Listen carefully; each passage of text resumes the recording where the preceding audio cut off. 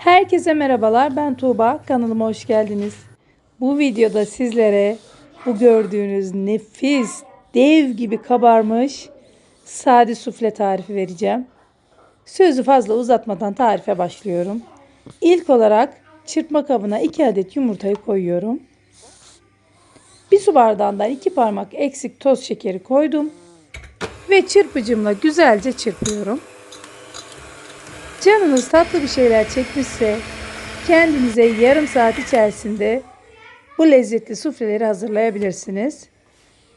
İyice köpük köpük olana kadar çırptım. Bir çay bardağından bir parmak eksik sıvı yağ, bir çay bardağı süt ve yine birazcık karıştıracağım. Şimdi ununu ekliyorum. Ununu eleyerek ekleyin lütfen. 200 gram un ekledim. Bir paket kabartma tozu ve bir paket de vanilya ekliyorum.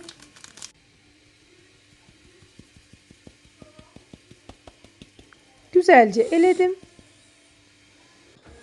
Tekrar mutfak robotumla karıştırıyorum.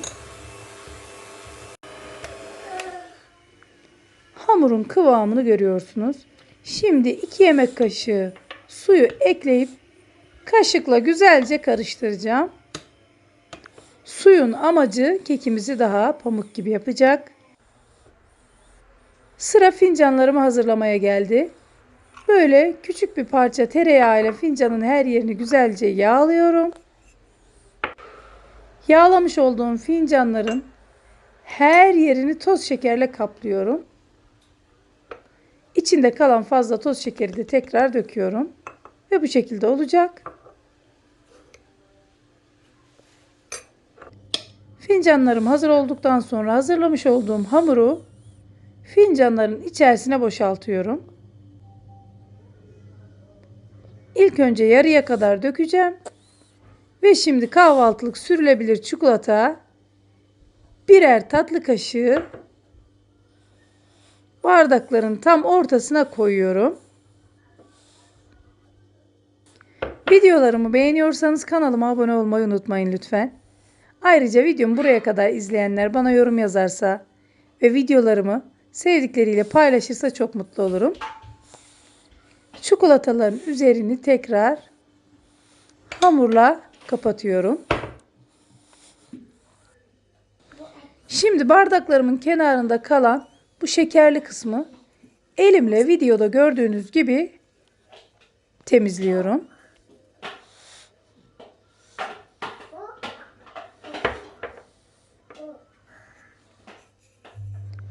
Tarif çok basit ve çok lezzetli. Sevdiklerinizi bu görüntüyle şaşırtabilirsiniz.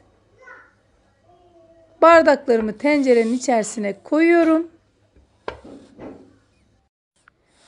Tencereye kaynar su koyuyorum. Lütfen bu aşamaya dikkat edin. Bardakların yarısına gelmeden suyu kestim. Ve ocağın altını yaktım. Orta sıcaklıktaki ateşte kapağı kapalı bir şekilde 14-15 dakika pişirdim. İşte nefis sade suflelerim artık yemeğe hazır diyebilirim. Daha yakından göstereceğim. Üzerini isterseniz pudra şekeriyle, isterseniz benim gibi kakaoyla süsleyebilirsiniz.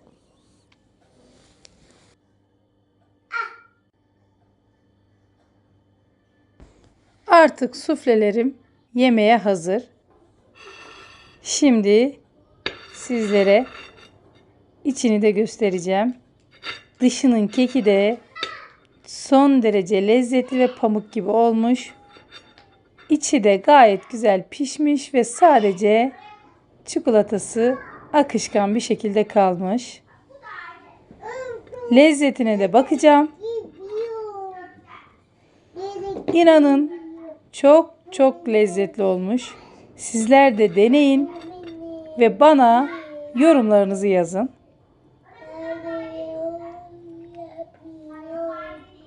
Çikolatasıyla beraber kekinin lezzeti harika.